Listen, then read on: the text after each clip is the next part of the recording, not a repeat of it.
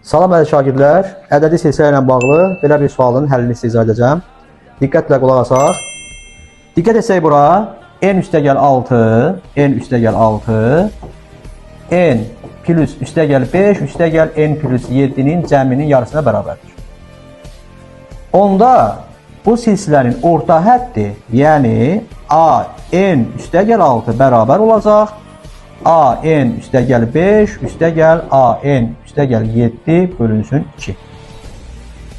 Onda belə çıxır ki, a n üstəgəl 5 üstəgəl a n plus 7 bərabər olacaq 2 a n üstəgəl 6.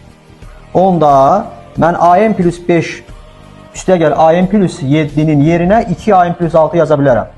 Bir dənə də a n plus 6 burada olduğuna görə olacaq 3 a n üstəgəl 6 bərabər olacaq 15 n minus 24-də.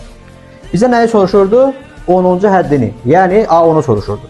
Onda mən burada n üstəgəl 6-nı, yəni n plus 6-nı 10-a bərabər yazsam, n nəyə bərabər olacaq? 4-ə bərabər olacaq. Yəni mən n-in yerinə 4 yazsam, 10-cu həddi almış olacaq. Onda 3a10 bərabər olacaq 15 vurulsun 4 minus 24-də.